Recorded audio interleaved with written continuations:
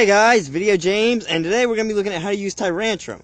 Tyrantrum is actually one of the better fossil Pokemon, not in terms of weakness, but in terms of just strength and overall capability in battle. So when we look at Tyrantrum, we see we've got the Rock Dragon, meaning we've got the weakness to Ice, the weakness to Dragon, and the weakness to Fairy, as well as, for some reason, the weakness to Ground, because for some reason Rock is weak to Ground. I don't know why Rock would be weak to Ground. Like, they're exactly, almost completely similar. That they're so close to the same that they almost aren't even tellable apart. But anyway, we also get that weakness to Fighting, meaning Lucario and Mega Lucario. Probably not going to be a good matchup for us. But anyway, moving on to the stats of Tyrantrum. We see that Tyrantrum has very high attack. It's got 121 in the attack, 119 in the defense, 69 in the special attack, 59 in the special defense, 71 in the speed, and then we got 82 in the HP. So we can see Tyrantrum, bulky tank. That Tyrantrum's stats kind of set it up to where it's going to be able to take a few hits, and it's just got massive amounts of attack, so that it can just take a hit and then absolutely blow stuff up in the face.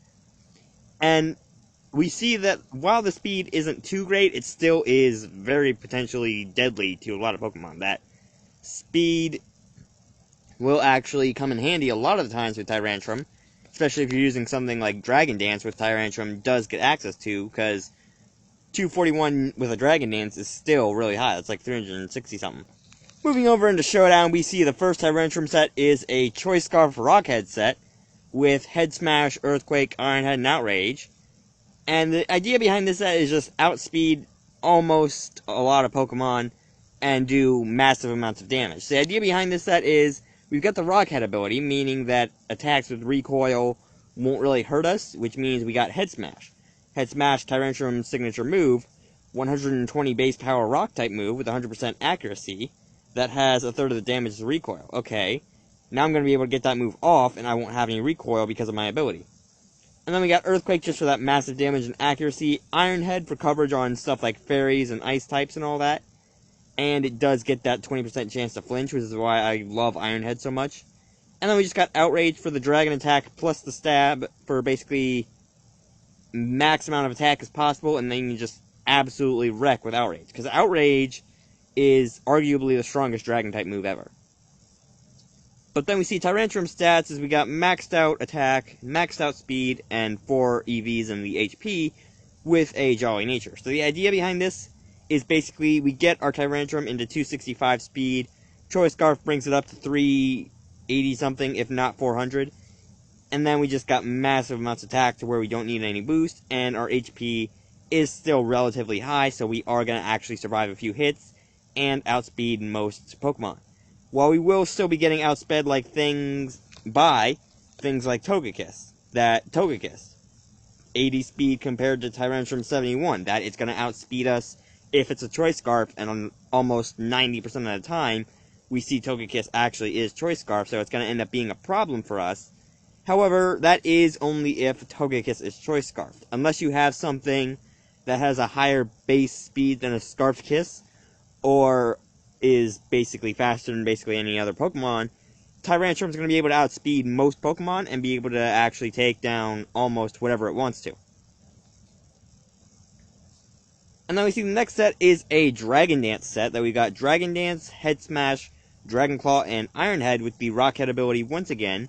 And this time we're running the Citrus Berry. And this time the EVs are actually maxed out HP, maxed out speed with the Adamant Nature, and then the rest of the EVs are thrown into attack. So the idea behind this set is we get a Dragon Dance off, we get our attack raised up to 400 and something, 450, we get our speed raised up to about 360 something, and then we just get massive damage off. That we got Head Smash, again, that 120 base power and 100% accuracy, with Rockhead that gives us no drawback, so we're actually going to be doing a lot more damage with that.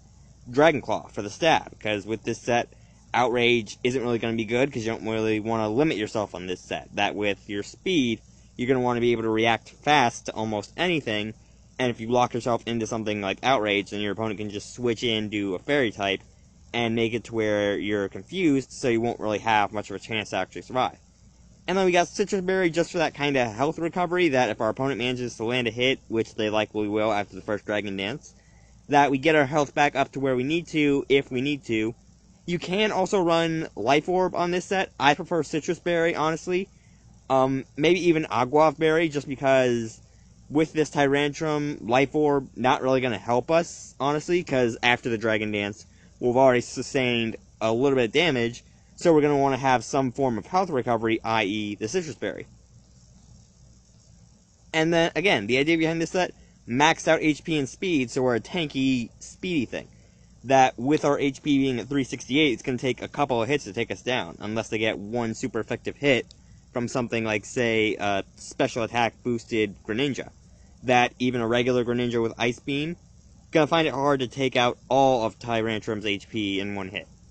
And we got speed, again, for that Dragon Dance boosting. That Dragon Dance is gonna make us faster than a lot of other Pokemon, and we'll be able to survive a lot of other stuff. And then we see the final Tyrantrum set is a defensive tanky set, that we got Stealth Rock and Dragon Dance to kind of set up for our opponent. That Stealth Rock, we get to throw out a little bit of extra damage so that we can kind of kill whatever comes in. Dragon Dance to get us that little bit of speed and attack coverage. And then we just got Earthquake and Head Smash for the damage, Rock Head again, just so we don't really take damage from Head Smash.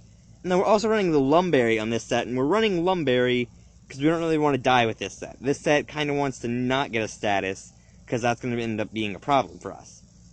And then we got maxed out HP and defense with the Careful Nature, and 4 EVs thrown into the special defense. The idea behind this set is you're basically a defensive tank, that with Tyrantrum's defense being so high, you can basically boost it to 337 and have your HP at 368, and then you're just a completely defensive tank, that if anyone tries to use a physically defensive move against you, that they're going to have a hard time breaking past your defenses. That with 368 and 337 being your main two stats, they're going to have a hard time trying to actually reduce that fast, and we're actually going to be able to get off hits that we need to. That after a Dragon Dance, if we need to set up with a Dragon Dance first, then we just set it up, and then we can get off with the Earthquake and the Head Smash, and just absolutely wreck.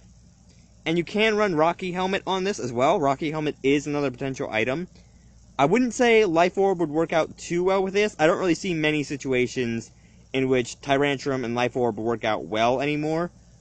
The only time I've ever really seen a Life Orb on Tyrantrum really work is when you've had a Dragon Dance with 3 physical moves. That's basically the only time I've ever seen that really work, because with Tyrantrum, you don't really want to lose too much health because you are kind of a tank, but you're also really weak to anything special, so if you get hit with a specially defensive move, you're basically dead, and on the first turn, you're going to be getting outsped by almost everything, so speed is really going to be a priority for you, which means that everything's going to probably outspeed you, and you are going to end up taking that hit. And Life Orb is going to end up taking away more health from you if you do take a hit, which is why I don't really see it that competitively good, because Life Orb would end up hurting you more as a Tyrantrum than it would as, say, a Greninja. That really, a lot of the time, Life Orb needs to be entrusted to something that can either outspeed a lot, or just take massive amounts of hits and still survive. But anyway, that's going to be it for how to use Tyrantrum. Really good Dragon and Rock type. It's a really good Pokemon. It can be used for a bunch of different things. It can be used for a tank, that if you want a physically defensive tank, Tyrantrum. He's got the high defense and the high HP. If you want a fast physical sweeper, Tyrantrum. Got the 121 in the attack, 71 in the speed. Give it, again, a Choice Scarf, and it'll outspeed a lot of stuff. But that's going to be it for how to use Tyrantrum. If there are any Pokemon you guys want to see videos on, let me know down in the comments. And if you guys are enjoying your Labor Day, let me know down in the comments as well. And if you like this video, you can slap the like button as always, and I will see you guys later.